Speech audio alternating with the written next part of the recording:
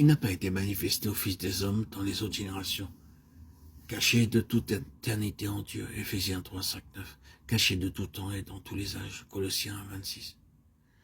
Il sera remarqué que nous avons choisi l'autre mot par rapport à celui qui se trouve dans les versets appropriés, c'est-à-dire secret au lieu de mystère.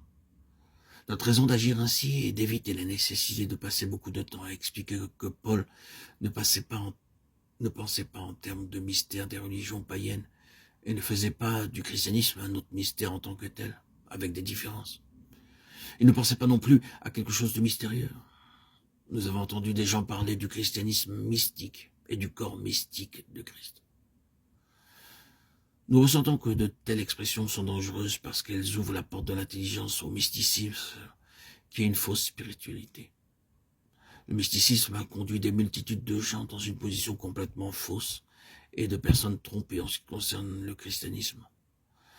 Nous désirons dire ici avec une grande force que, contrairement à beaucoup de fausses définitions de l'épître aux Éphésiens, cette lettre se situe dans un domaine entièrement différent du mysticisme.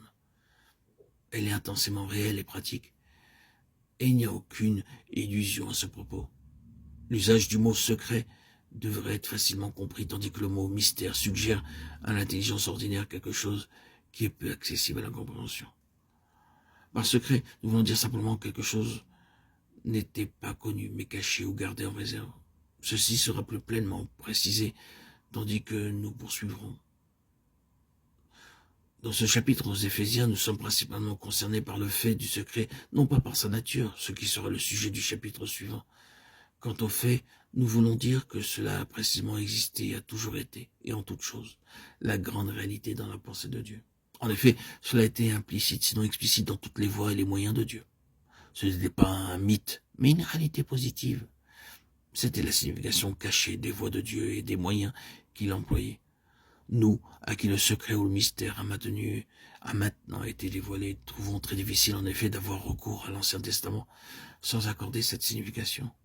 Mais aux gens de cette dispensation-là, à quelques exceptions près de lumière partiellement accordée, seuls les événements, les instruments et les objets étaient connus. Ils faisaient et employaient des choses parce qu'il leur était commandé d'agir ainsi. Leur système entier accordé par Dieu était objectif extérieur. Mais là où il y avait sincérité, et même quand il y avait dévotion, révérence et zèle, c'était à l'égard d'une forme extérieure et avec des moyens extérieurs.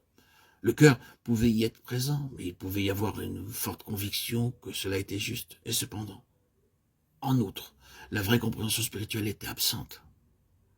Ce manque de compréhension spirituelle pouvait, et cela se produisit souvent, signifier une conception erronée. Et cette conception conduisait à un comportement dur et même cruel.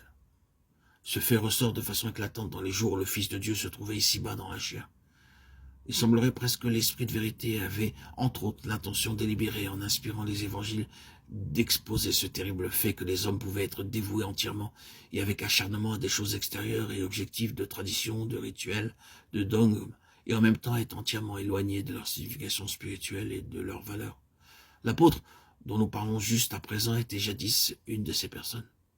Il a dit qu'il avait cru devoir agir vigoureusement contre Christ, et il a réalisé de façon véhémente ce qu'il croyait, ce que sa compréhension de la Bible demandait.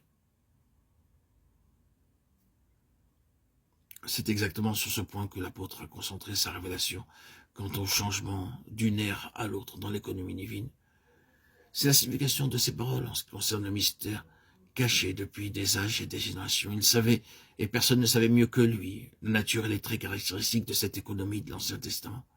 C'était une économie de forme extérieure, un rituel, des vêtements, des liturgies, des formalités, des lieux particuliers, c'est-à-dire des bâtiments et des localités, des hommes habillés de façon différente par rapport aux autres hommes, des noms et des titres, des classes religieuses et mille et une autres choses qui venaient régler le système religieux, des ordres, des ornements et une marche à suivre. C'était le système du visible, du tangible, du temporel et du palpable. Des processions, des grands prêtres, des prêtres et des assistants parés de robes, de turbans et munis d'encensoirs.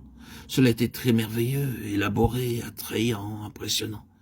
Cela était très familier pour Paul dans son ancienne vie, et c'était juste les choses à côté desquelles il n'y avait rien de comparable. Or, quelque chose s'était produit qui faisait de tout cela un système d'ombre sans la substance.